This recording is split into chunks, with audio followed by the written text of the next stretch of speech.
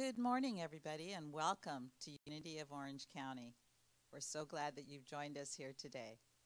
Thank you, Bill. That was fabulous. Thank you so much. Before we get started, I'd like to affirm our vision and mission statements. Our vision statement, centered in divine love, we joyfully co-create a world that works for all. Our mission statement is to awaken, inspire, and transform lives. Before I get to announcements, I'd like to take this time to say thank you to those people that make this service possible. Bill on piano. We have Tom on audio, Waverly on streaming, and John on camera. Reverend Allison will be doing the daily word and our guided meditation. And Reverend Arlene is back today. Yay! So we are very excited. And my name is Tina, and I will be your platform assistant for today. So our announcements for today, February the 21st.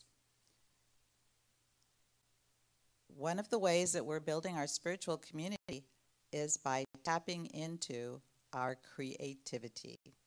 We're calling for each of you and your families, your children, grandchildren, nieces, nephews, your neighbors even, to send us your idea of what God is on a Post-it or index card. Be creative by using words, visuals, or both. Use pens, pencils, stickers, stamps, etc. And we will then put these together in a collage at Unity of Orange County. So submit your God is in one of the following ways. Mail your Post-its or index cards to Unity of Orange County, 23181 Verdugo Drive, Suite 103B, Laguna Hills, California, 92653 during the month of February and March. To minister, you can also email these to minister@unityoforangecounty.org. And we'll then create a collage of everyone's submissions for display. It's going to be really nice, and I'm really looking forward to seeing what creative Post-it notes we get. Our classes are all on Zoom, and the ID is 818-8859-3747. Today, from 11 to 12:30, we'll be having our spiritual discussion group based on The Quest. Wednesdays at 6:30 on Zoom, the book study based on Living Originally by Robert Brubet. The book is required for this class. Our gratitude circle meets on the fourth Sunday of the month. For a full listing of all of our upcoming activities, please go to our website, www.unityoforangecounty.org, to our calendar.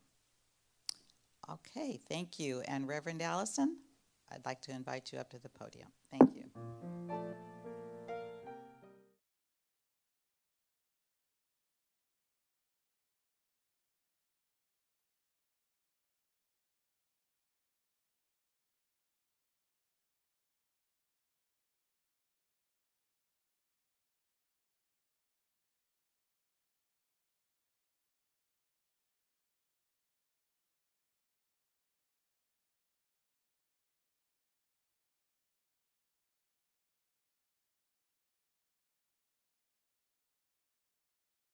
More and more responsibility as I have grown in maturity and experience. I have also grown in wisdom as I am able to discern now what is mine to do. I have learned that what I take on and what I leave for others. I have also learned not to exhaust myself by taking on too many commitments. And perhaps most important, I know when to use my will and my determination to make things happen and when to let go. I recall times in my life when I felt frustrated that events did not go out and unfold in my way. I can now see that they unfolded perfectly, often in better ways than I could ever have imagined. I now let go easily, trusting in that perfection. And the scripture today is from Acts 17:28. In him we live and move and have our being. As even some of your poets have said, for we too are his offspring. And now I just invite you to prepare for our meditation. Just begin to relax, find a comfortable space, feet on the floor, and just start to take those cleansing breaths.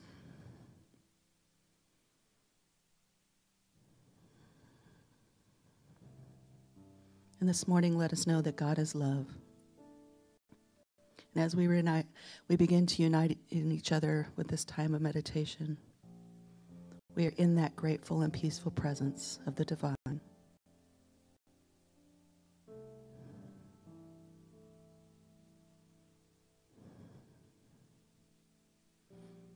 Spirit is our sanctuary, our peace, and our serenity.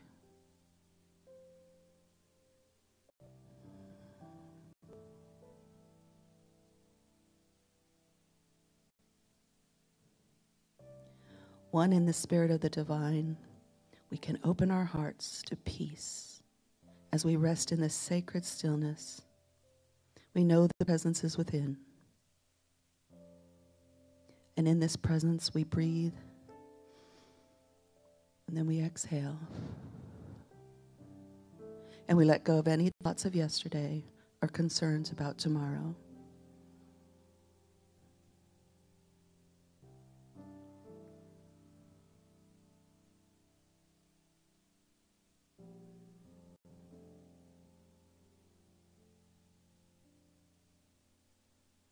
Let us take a moment now and attune our thoughts to this presence of love and wisdom that is within, and open our minds to new insights and new understandings.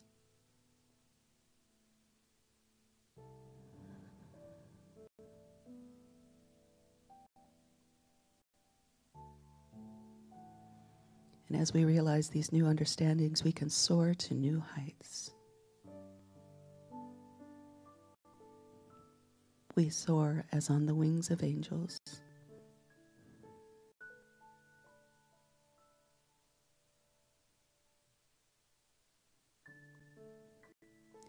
And in this place, we see the events of our lives from a higher viewpoint, knowing that with God we can do all things.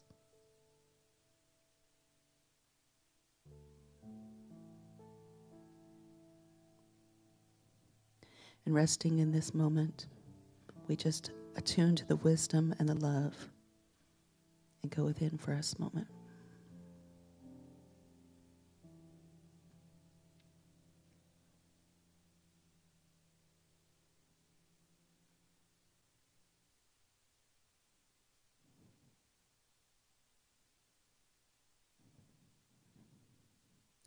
As we deeper turn our thoughts within, let us be aware of the healing power that is within us. Let us know that we can access the divine healing that flows throughout our body temples and experience that energy and strength.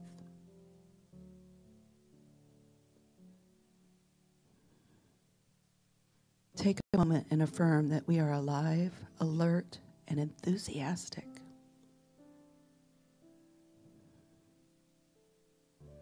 We are perfect expressions of life, and we give thanks for knowing that we heal in perfect order.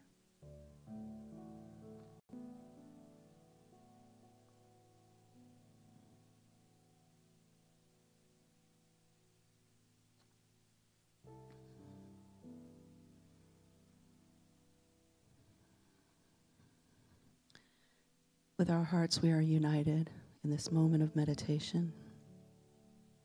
So we bless our world and we envision peace for all people.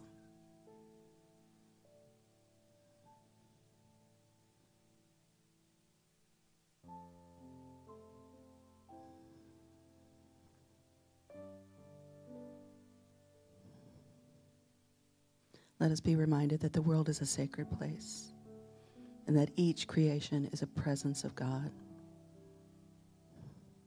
In this awareness, we're able to see all people as expression of divine love and loving. And in that spirit, we affirm divine unconditional blessing for all.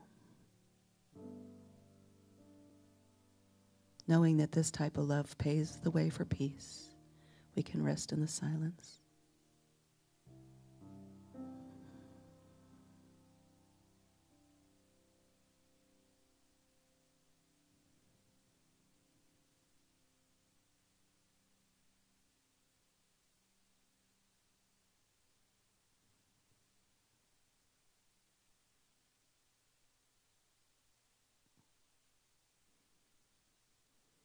And as we begin to bring our meditation to a close and bring our awareness back to this place,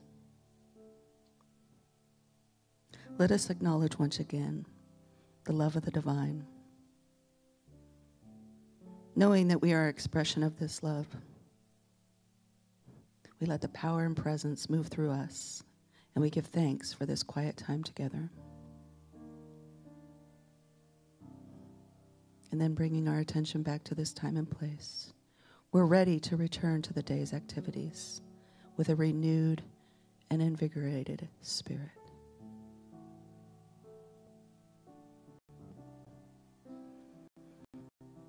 I invite you to go forth in your day, let go and let God. And so it is.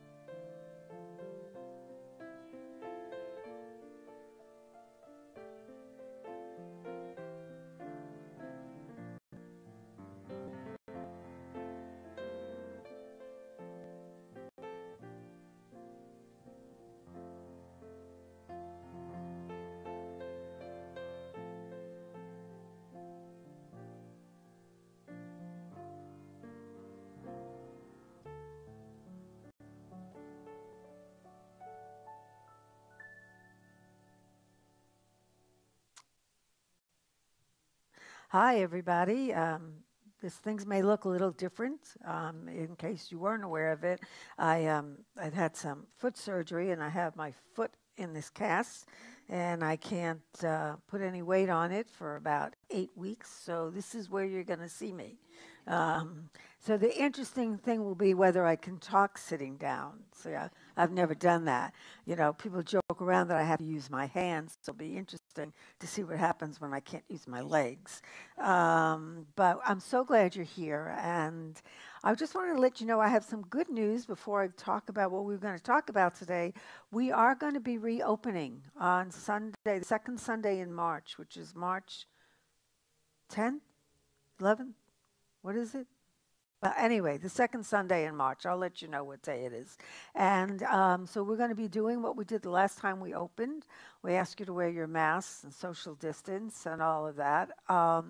But we hope to see you. We're going to have a special fellowship outside after the service. We're going to have pizza, and we're going to celebrate the fact that we can now come back to church. So I'm hoping by then I'll be able to understand. If not, you can see me hobbling along and be joining you, and just really glad that you're all here. So I missed you guys. I want to thank Reverend Allison and Angie Keys for doing such a great job the last couple of weeks, and for Tina for stepping up to do platform, and for everybody else that makes the service possible. So with or without me, it's nice to know. I was watching from at home. So I just want to say I now understand why some of you like watching from home, because you're in your pajamas and you're in bed, and it's very nice, for a change. It's really good once in a while. But so today we're having our quest discussion, and we're going to continue talking about some things from the quest. And today we're talking about a new look at an old book.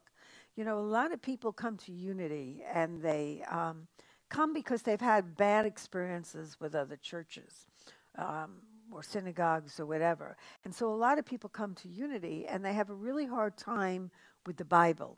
As soon as you mention the Bible, they kind of like, no, I'm not interested in that at all. But that's because they were brought up maybe in a religion where they studied the Bible and they took it literally. They read it, and this is what this says, and this is what it means. Unity looks at the Bible metaphysically, because the Bible is really the story of our social and our spiritual consciousness, the growth of our consciousness. And the word metaphysics, though, comes from a Greek, and it's actually two words. And meta means above, beyond, and over. And the other one is physika, meaning physics. So it literally means beyond the physical. So what that means is, instead of reading these words and taking them literally, we read them and we look for the meaning behind the words. Because underneath these words is the key to our own spiritual unfoldment. And when you learn how to look at the Bible metaphysically, it opens up this whole avenue of spiritual growth and development. It's just a great tool when you understand that when you look at things literally, they have one meaning. When you look at them metaphysically, they have another. The metaphysical Bible study is really a self-discovery. It's an opportunity for us to discover what's going on in ourselves and where we are in our own spiritual unfoldment.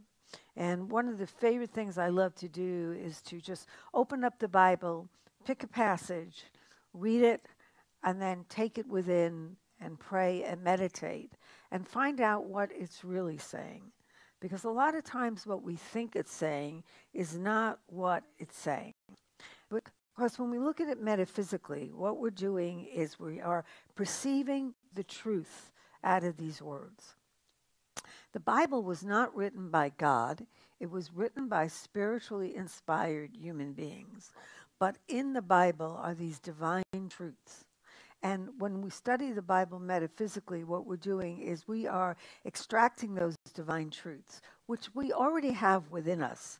So it's really this expression of divine ideas, but we already have it. So if we look at, for instance, the story of Adam and Eve, so, we all know the story of Adam and Eve. According to the Bible, God created earth and said this is good and all of that. And then he created man and woman comes from the rib of the man. And they're in this Garden of Eden, and everything is wonderful and perfect. And then all of a sudden they see this beautiful tree with this big apple on it, and Eve decides that she's got to eat this apple and convinces Adam to eat the apple. And they eat this apple of the tree of knowledge, and they fall from the Garden of Eden. They fall from that perfection. But it's not a literal thing. Nowadays, most people realize that the earth wasn't created in 7 days, and that man did not develop from just two people. Because if you try and look at the Bible, the story of Genesis is interesting. If you try and look at it like literally, and you think about it, you have Adam and Eve, and then they have two sons, Cain and Abel. One kills the other. Where do all the other people come from? I mean, think about this for a minute. You have a male and a female, then you have two guys, then you have one guy, and now all of a sudden you have all these other people. So obviously something else should be derived from this meaning. So when we look at it, Adam, man, always represents the intellect, and Eve, female, always represents the intuitive part of it. So we come into this world like Adam and Eve, and we come in it perfect. We are perfectly created by this perfect creator. And we come into the world and we live in a Garden of Eden. You know, think about it. When you're an infant, you really don't know of any troubles and all of that. And then what happens is we develop self-will. And the apple in the Garden of Eden represents that self-will. Once we get a bite of that self-will, and that usually happens as we're growing up, we develop, we're raised by parents, we learn to say yes, we learn to say no, we learn to go, I want this, I don't want that, and all of that. When we get that, what happens is we begin to separate from God. That's what that apple in the Garden of Eden represents. It represents our self-will. Because as we develop our self-will, what happens is we're going further away from God's will for us. Because now we're going, well, I don't want to do that, or that doesn't make any sense. And so the story of the Garden of Eden is the story of us and how we go from these perfect beings that we are created to be to the people that we are later on. And so it's development. And the two Bibles, the Old Testament and the New Testament, represent these different aspects of us. So I was brought up on the Old Testament. I was brought up Jewish. I never looked at the New Testament. I didn't know what it was about. And if you've ever read the Old Testament, it's really scary. God is constantly smiting people and putting plagues and punishing people, and you begin to... That's how I became an atheist. I thought, well, why would I want to believe in a God that does all this terrible stuff? But the Old Testament is really about this early consciousness of us. When you think about it, the basis of the Old Testament is the Ten Commandments. And the Ten Commandments give us a rule of how we are to behave. We don't kill, we don't steal. You know, the New Testament is not about how we behave, but how we are in this world. It's the spiritual development of our consciousness from an Old Testament thinking of you do this, you don't do this, to a New Testament thinking of you are this, you become this. So when we look at things in the Old Testament and New Testament and we read it, it can be a little scary. So we're going to look at a couple of passages, one from the Old and one from the New, metaphysically, to see that things in the Bible don't always mean what we think they mean. So there's this passage in Isaiah, it's chapter 26, 20 to 21, and when we got this pandemic, COVID, Unity Worldwide had 60,000 calls from people wanting to figure out what this was, because they were sure this passage was a foretelling of COVID. And so they were asking Unity for an understanding of this. So the passage reads, "Come, my people, enter your chambers and shut your doors behind you. Hide yourselves for a little while until the wrath is past. For the Lord comes out from his place to punish the inhabitants of the earth for their iniquity. The earth will disclose the blood shed on it and will no longer cover its slain." So a lot of people saw that passage and they went, oh my God, it's talking about COVID. You know, we're shutting the doors and, you know, God's wrath is coming at us and, you know, we have to wait until the plague passes. And this is actually a story of hope because it doesn't necessarily mean what we think it means. It's a story of hope, victory, and fulfillment of a divine promise.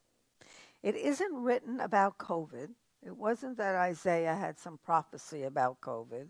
It isn't the fact that COVID is God punishing us. It isn't any of that. Just like a hurricane, isn't God punishing us? So the first verse, says, "Come, my people, enter your chambers, shut your doors behind you, hide yourself for a little while until the wrath is past." Well, it seems kind of pleasant, take shelter and till this external stuff passes. And then the next verse says that while we're in the shelter, the Lord's going to come and punish the inhabitants. Now you can understand why I became an atheist, growing up and this kind of stuff. But that's not what it means. So the first verse is talking about entering our chambers by divine invitation. It is about going within to shut the world out outside. In other words, when things go wrong in our world, it doesn't matter what it is, instead of looking out there and figuring out how we could fix it, what we do is we go within. We go into prayer and meditation. We journal. We listen to music. We get some introspection to find out what is going on inside of us. It's actually giving us a break from the outer world. God is saying, take a break. Go within. Find the peace that is always within you.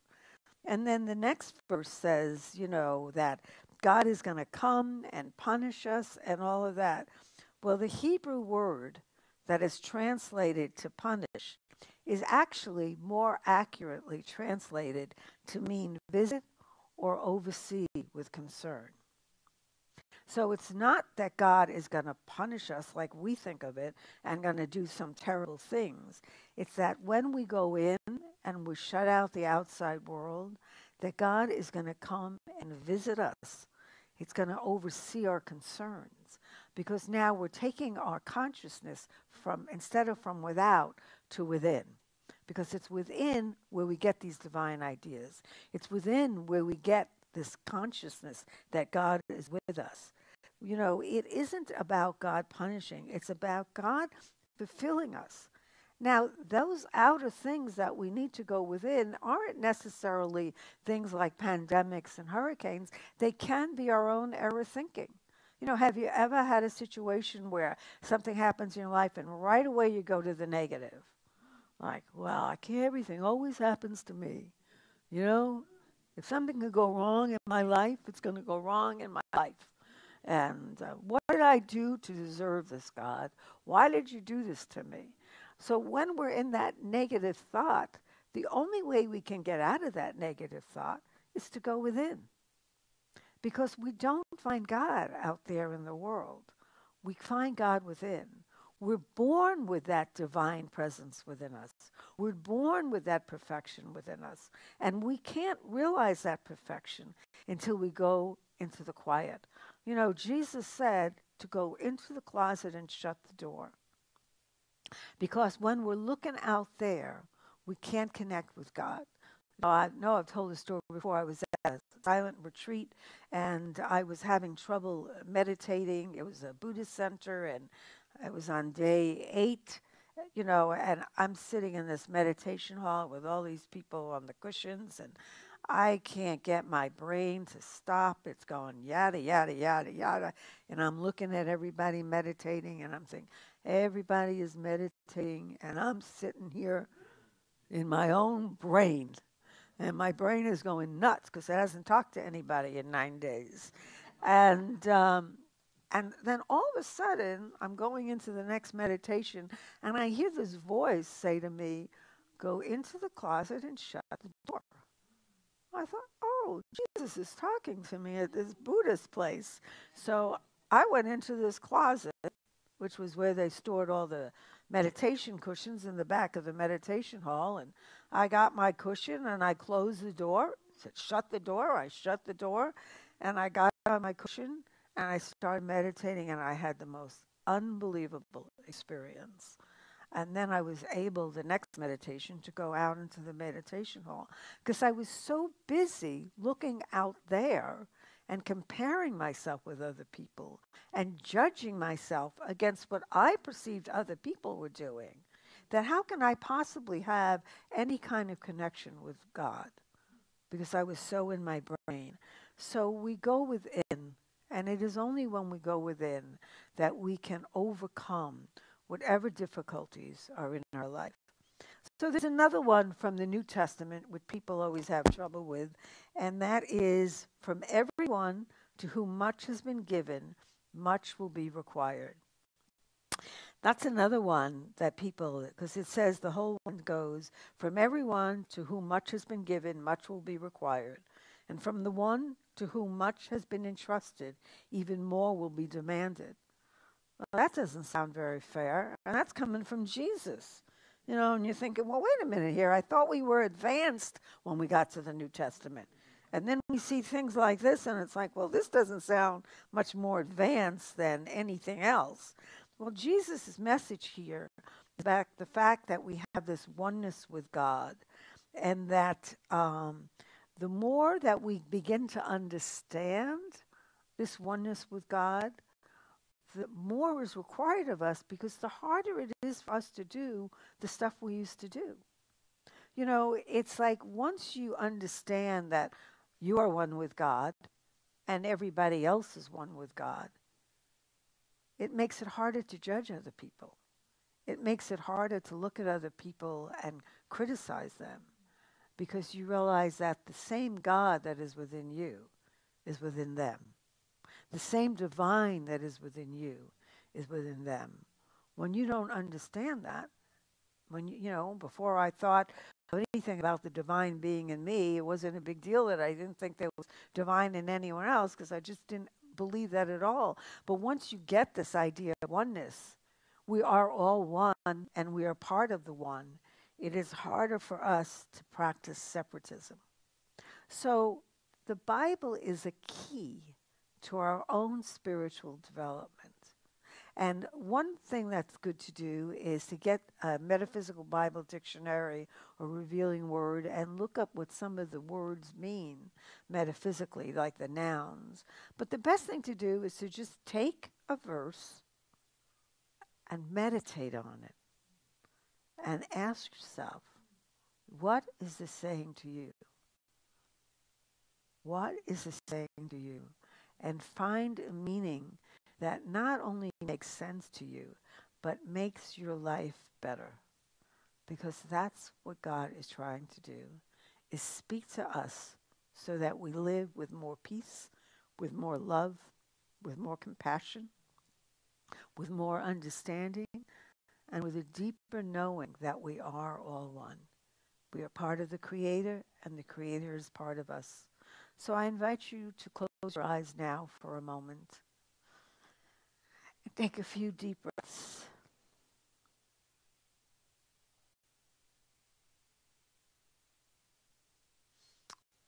And think of some Bible passage or something that might come to your mind. Maybe it's a psalm you heard as a child, or maybe it's part of like the Lord's Prayer or something.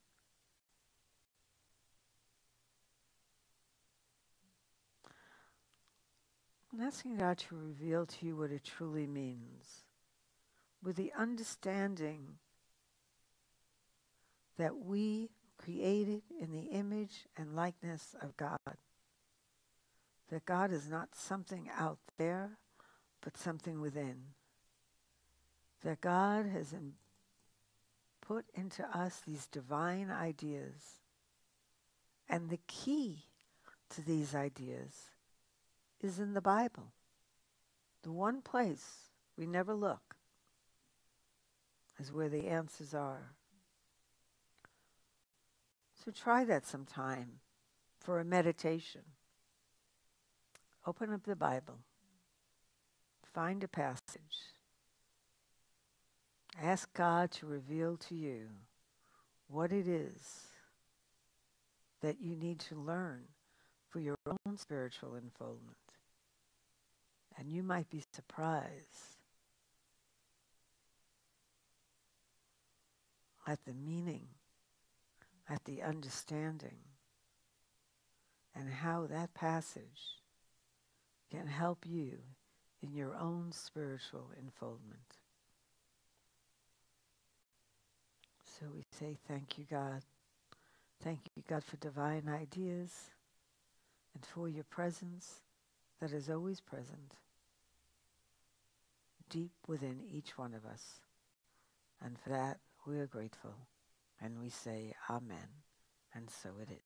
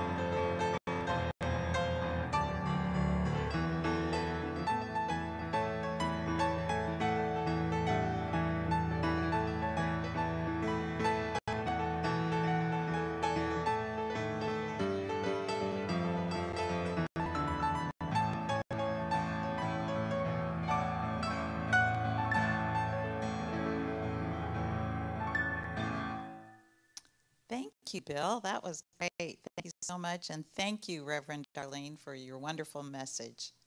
It's very inspiring. In Unity, we have 5 basic principles that we believe in. And the first one is God is all good and active in everything, everywhere. 2, I am naturally good because God's divinity is in me and in everyone. 3, I create my experiences by what I choose to think and what I feel and believe. 4, through affirmative prayer and meditation, I connect with God and bring out the good in my life. And 5, I do and give my best by living the truth that I know I make a difference. And we also believe in the giving and receiving. And so we here at Unity of Orange County have several ways that you could donate if you please. And one of them, of course, is sending a check, which is an easy way. Also, you can donate by texting 77977 and type in Unity of OC Give. And you can give a one-time gift or a recurring one as well. And also, if you would use Smile, Amazon.com, that's another way. We do get a small portion of that if you click on Unity of Orange County. And you can go onto our website and you can click on the donation there as well. So if you're preparing a donation now, why don't we pray on our, for some reason I'm falling all over the place here. We can pray on our donations. Thank you. So, divine love through me blesses and multiplies all that I have, all that I give, and all that I receive. All righty. So thank you so much for joining us today. And we will have our prayer of protection. The light of God surrounds us. The love of God enfolds us. The power of God protects us, and the presence of God watches over us. Wherever we are, God is, and all is well. Thank you again. Have a wonderful week, and we'll hopefully see you next week.